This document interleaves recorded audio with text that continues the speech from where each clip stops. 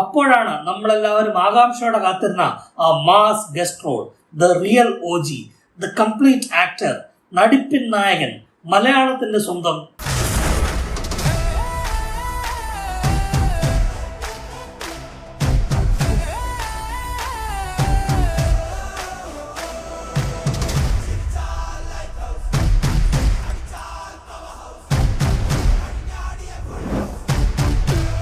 ഗോകുലം ഗോപാൽജി.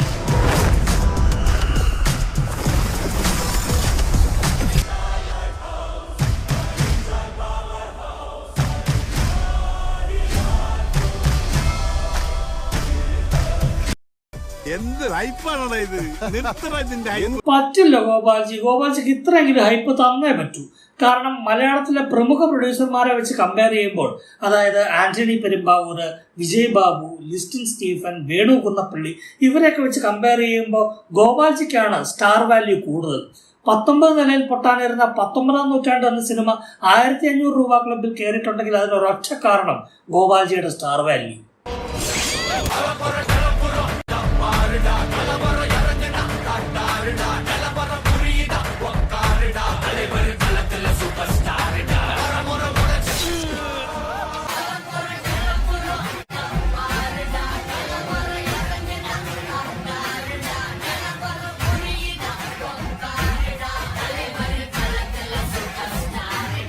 അതുകൊണ്ട് സിനിമാ മോഹികളായ ചെറുപ്പക്കാരോട് എനിക്ക് പറയാനുള്ളത്, നിങ്ങളുടെ കയ്യിൽ ഒരു തല്ലിപ്പുള്ളി തട്ടിക്കൂട്ട് സ്ക്രിപ്റ്റ് ഉണ്ടെങ്കിൽ എത്രയും പെട്ടെന്ന് ഒരു ഓട്ടോ പിടിച്ച് നേരെ ഗോകുലം ചെട്ടിക്കമ്പനിയുടെ ഓഫീസിൽ ചെല്ലുക, ഗോപാൽജിക്ക് ഒരു റോൾ ഓഫർ ചെയ്യുക, അടുത്ത ചൊവ്വാഴ്ച ഷൂട്ടിങ്ങിന് തുടങ്ങാം. അല്ല, ഇപ്പോൾ പറയുമ്പോൾ ഉള്ള കാര്യം പറയണമല്ലോ, ഷീലു എബ്രഹാമിനെക്കാട്ടിലും ഭേദം ഗോപാൽജി തന്നെയാണ്. അതുകൊണ്ട് ഗോപാൽജിയാണ് ദ റിയൽ OG.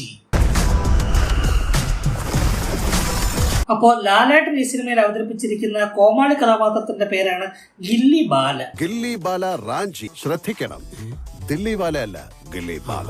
ഗില്ലി ബാല ശ്രദ്ധിക്കണം, ദില്ലി ബാല അല്ല, ഗില്ലി ബാല.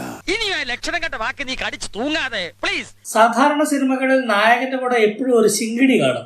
ഈ ശിങ്കിടിയാണ് നായകനെ പറ്റി നാഴേക്ക് 40 വട്ടം തള്ളി മറിക്കുന്നത്. ആ ഒരു ക്ലീഷേ ഈ സിനിമയിൽ ബ്രേക്ക് ചെയ്തിട്ടൊന്നുമില്ല. അതിന്റെ ഭയാനകമായ എക്സ്ട്രീം വെർഷനാണ്. മമ്മൂക്ക് അണ്ണ മാത്രം വിളിക്കുന്ന പേരയച്ചേക്ക. ഞാൻ പണ്ട് മധുരയിലായിരുന്നപ്പോ അവിടെ ഒരു തമിഴ് പടത്തിന്റെ ഷൂട്ടിംഗ്. നമ്മുടെ ഈ വണ്ടി കണ്ട് ഇഷ്ടപ്പെട്ടവര് അത് ഷൂട്ടിംഗ് തരുമെന്ന് ചോദിച്ചു. അപ്പൊ തന്നെ ഞാൻ തരൂലാന്ന് പറഞ്ഞു. അന്ന് രാത്രി അണ്ണന്റെ വീട്ടിലൊരാൾ വന്നു. നമ്മുടെ സാക്ഷാൽ തലപ്പത്തി. ഈ ഗില്ലി ബാല എന്നുള്ളത് അണ്ണന് ശരിക്കും പേരാണ്. ഇവിടെ ഗില്ലി ബാല, അങ്ങ് ബംഗാളിൽ ബാലാദാദ, മുംബൈയിൽ ബാലാജി, തെലുങ്ക് നാട്ടിൽ ബാലയ്യ, കന്നഡ നാട്ടിൽ ബാലണ്ണ. ഇങ്ങനെ പോയ ബാലയ്യയുടെ ലെവലാവും. അപ്പൊ ഈ ഗില്ലി ബാലയുടെ സ്വയം പൊങ്ങി അല്പത്തരമൊക്കെ കണ്ട് ക്രിഞ്ചടിച്ചിരുന്നപ്പോ ഞാൻ വിചാരിച്ചു, ഇതിപ്പോ ഇത്ര കാണത്തുള്ളായിരിക്കും, ഇപ്പൊ തീരുമാനിക്കും എന്നൊക്കെ. പക്ഷെ പിടിച്ചതിനെക്കാട്ടിലും വലുതായിരുന്നു മാളത്തിൽ എന്ന് പറഞ്ഞ അവസ്ഥയായിരുന്നു.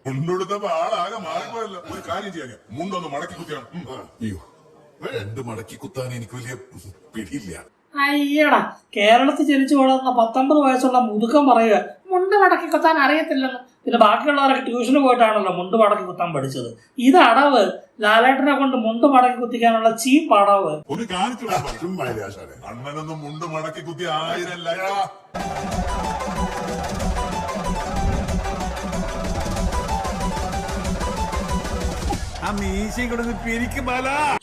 എന്റെ പൊന്നു ഗോപാൽജി, നിങ്ങൾ ചുമ്മാ അങ്ങേരെ മൂപ്പിക്കാതെ. തൊലി ഉരിയെന്നൊക്കെ പറഞ്ഞ കുറഞ്ഞു പോവും. നിന്ന നിപ്പിൽ ദഹിച്ചങ്ങ് ഇല്ലാണ്ടാവുന്ന അവസ്ഥയാണ്. കാര്യം, ലാലേട്ടൻ മുണ്ട് മടക്കി കുത്തുന്നതും മീശ ഭരിക്കുന്നതും ഒക്കെ കാണാൻ നമുക്ക് എല്ലാവർക്കും ഇഷ്ടമാണ്. പക്ഷെ അത് സീനിനും സിറ്റുവേഷനും അനുസരിച്ച് ഓർഗാനിക് ആയിട്ട് സംഭവിക്കണം. ഉദാഹരണത്തിന്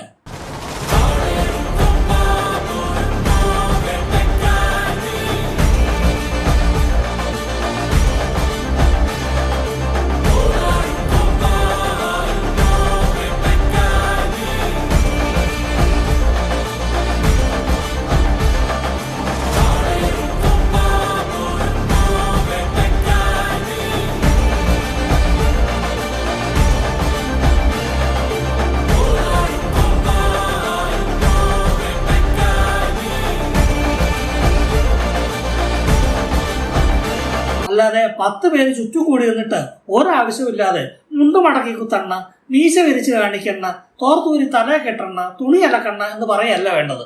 ഈ എഴുത്തുകാരുടെ ഒരു നിലവാരം പടം ഇത്ര കണ്ടപ്പോൾ തന്നെ എനിക്ക് മനസ്സിലായി.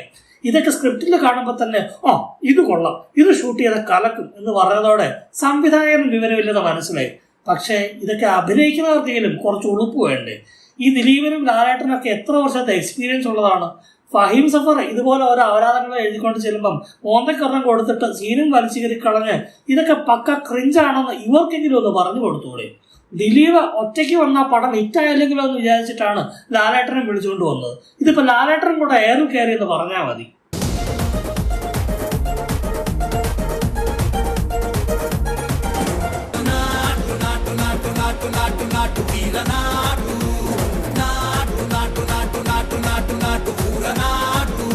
അങ്ങനെ പാട്ടൊക്കെ പാടി ഡാൻസ് ഒക്കെ കളിച്ച് വന്ന പോലെ തന്നെ ഗില്ലി ബാല എങ്ങോട്ടോ പോകും.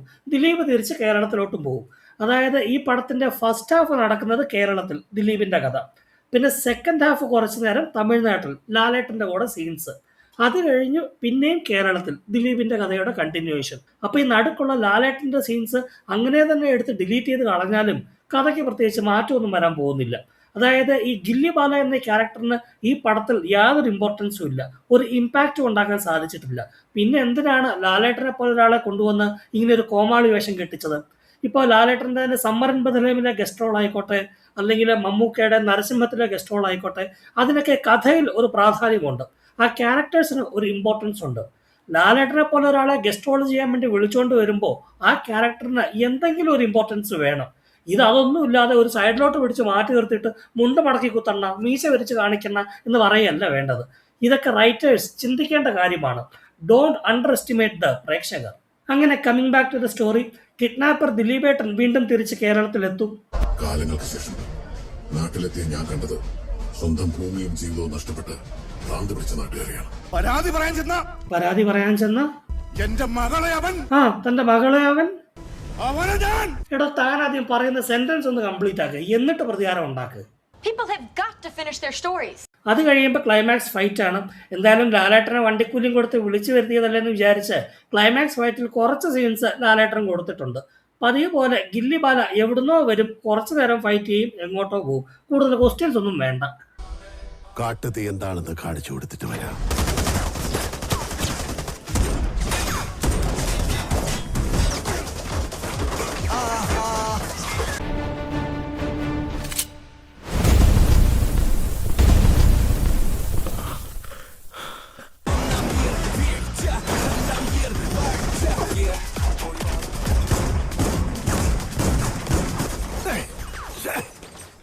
ഇതുവരെ മര്യാദയ്ക്ക് ഉന്നം തെറ്റാതെ വെടിവെക്കാൻ പഠിച്ചില്ലേ?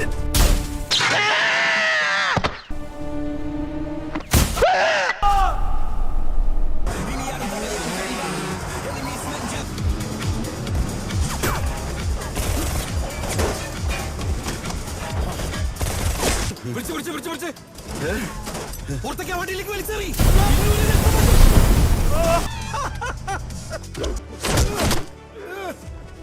താമസിക്കൂല.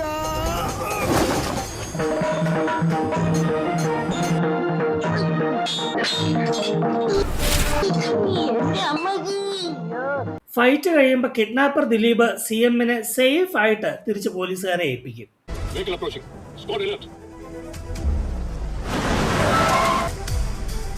എതിരെ നിൽക്കുന്നവൻ എത്ര വലിയവനാണെങ്കിലും നിന്നെ വാരിപ്പുണരണം. നല്ലപോലെ പുണരുന്നുണ്ട്. നമ്മുടെ എതിരെ നിൽക്കുന്നവർക്ക് നമ്മൾ ചെയ്ത കാര്യങ്ങള് എത്രത്തോളം കൊണ്ടിട്ടുണ്ടാവുമെന്ന് ആടിയെന്ന് നമുക്ക് മനസ്സിലാവും. അതാ താനിപ്പോ നല്ലപോലെ കൊള്ളുന്നത്. ആ ഓരോ അടിയും അച്ഛനും അമ്മയ്ക്കും എനിക്ക് തരാൻ പറ്റാതെ പോയ ഉമ്മകളായി കണ്ട് ഞാൻ ഏറ്റുവാങ്ങും. ഉമ്മ ഏറ്റുവാങ്ങി ഇപ്പൊ മൂത്രം പോവാതെയായി. നിന്റെയൊക്കെ ജയവും തോൽവിയും തീരുമാനിക്കപ്പെടുന്നത് മൂന്നാമതൊരാൾ പേപ്പറിൽ മാർക്ക് ഇടുമ്പോഴായിരിക്കും. നമ്മളെ പോലെ ആർക്കും വേണ്ടാത്തവരുടെ ജയം തീരുമാനിക്കപ്പെടുന്നത് ഞങ്ങളുടെയൊക്കെ ഉള്ളിന്റെ ഉള്ളിലാടാ. വിശ്വാസം നല്ല ഇങ്ങനെ തിരിഞ്ഞിരിക്കുമ്പോ എന്തെങ്കിലുമൊക്കെ ആലോചിച്ച് സമാധാനിക്കാലോ. ചിലരൊക്കെ പറയുന്നു ഇതൊരു നോ ബ്രെയിനർ കോമഡിയാണ്, ബുദ്ധിജീവികൾക്ക് ഇഷ്ടപ്പെടത്തില്ല എന്നൊക്കെ. വേണ്ട, അല്പം ബുദ്ധിയുള്ളവർക്ക് ഇഷ്ടപ്പെടുവോ, അതോ തീരെ ബുദ്ധിയില്ലാത്തവർക്ക് മാത്രമേ ഇഷ്ടപ്പെടത്തുള്ളൂ എന്നാണോ? ഈ നോ ബ്രെയിനർ ലോജിക്ലെസ് കോമഡി എന്നൊക്കെ പറഞ്ഞു കഴിഞ്ഞാൽ ഈ തമാശയ്ക്ക് വേണ്ടി ചില രംഗങ്ങൾ ഓവർ ദ ടോപ്പ് ആക്കി എക്സാജറേറ്റ് ചെയ്ത് കാണിക്കുന്നതാണ്. ഉദാഹരണത്തിന് ദിലീപിന്റെ തന്നെ നോ ബ്രെയിനർ കോമഡിയായ CID മൂസ, അതിൽ തമാശയ്ക്ക് വേണ്ടി ലോജിക് ഇല്ലാത്ത ധാരാളം രംഗങ്ങളുണ്ട്. ഉദാഹരണത്തിന് ഹരിശ്രീ അശോകൻ ഒരു മാട്രസ് ഫ്രണ്ടിലും ബാക്കിലും പിടിച്ചിട്ട് ബിൽഡിങ്ങിന്റെ 10-20 നിലയുള്ള ബിൽഡിങ്ങിന്റെ മേളിൽ താഴോട്ട് ചാടുന്നത്, അതേപോലെ ദിലീപ് പാരച്യൂട്ടിന് പകരം കൊട നിവർത്തിപ്പിടിച്ചിട്ട് ബിൽഡിങ്ങിന് താഴോട്ട് ചാടുന്നത്, ഇതൊക്കെ തമാശയ്ക്ക് വേണ്ടി ചേർത്തിട്ടുള്ള എക്സാജറേറ്റഡ് ആയിട്ടുള്ള നോ ബ്രെയിനർ കോമഡിയാണ്. ഇതിനൊന്നും ലോജിക്കിന്റെ ആവശ്യമില്ല. പക്ഷെ എന്നിട്ട് പോലും CID മൂസയ്ക്ക് ലോജിക്കുള്ള സ്ട്രോങ് ആയിട്ടുള്ള ഒരു കഥയുണ്ടായിരുന്നു. കോമഡിക്ക് വേണ്ടി ചില രംഗങ്ങൾ നോ ബ്രെയിനർ ആകാമെന്നേ ഉള്ളൂ, അല്ലാതെ സ്ക്രിപ്റ്റ് മുഴുവൻ മണ്ടത്തരം എഴുതി വെക്കണമെന്നല്ല. ശക്തമായ ഒരു കഥയില്ലാതെ പൊട്ടത്തരം മുഴുവൻ എഴുതി വെച്ചിട്ട് നോ ലോജിക് ഒള്ളി മാഡ്നസ് എന്ന് പറഞ്ഞ് തടി തപ്പാന്ന് വിചാരിക്കണ്ട. അല്ല, അതവിടെ നിൽക്കട്ടെ, ഈ പടത്തിലെ നാട്ടുകാരെ കൊണ്ട് മുഖ്യമന്ത്രി ഇപ്പൊ ശരിയാക്കി തരുമെന്നും പറഞ്ഞുകൊണ്ട് ഒരു ലോഡ് പരാതി എഴുതി ഒരു മാരുതി വാനിനകത്ത് സ്റ്റോറി ചെയ്ത് വെച്ചായിരുന്നല്ലോ, അതിന്റെ കാര്യം എന്തായി? ഇപ്പോഴത്തെ ചില സിനിമകളുടെ ടൈലൻഡിൽ ആ സിനിമയ്ക്ക് ഒരു സെക്കൻഡ് പാർട്ട് വന്നേക്കും എന്ന തരത്തിൽ ചില സീനുകൾ കാണിക്കാറുണ്ട്. അത് ചുമ്മാ പ്രേക്ഷകരെ പറ്റിക്കാൻ വേണ്ടി കാണിക്കുന്നതാണ്, അല്ലാതെ സെക്കൻഡ് പാർട്ടൊന്നും വരാൻ പോകുന്നില്ല. അതേപോലെ ഈ പടത്തിന്റെ ടൈലൻഡിലും ചില രംഗങ്ങൾ കാണിക്കുന്നുണ്ട്. ഈ സീസൺ ഞങ്ങൾ അങ്ങ് റാഞ്ച് ചെയ്യുന്നു. വീണ്ടും സന്ധിക്ക് വരേക്കും വണക്കം. വെൽക്കം.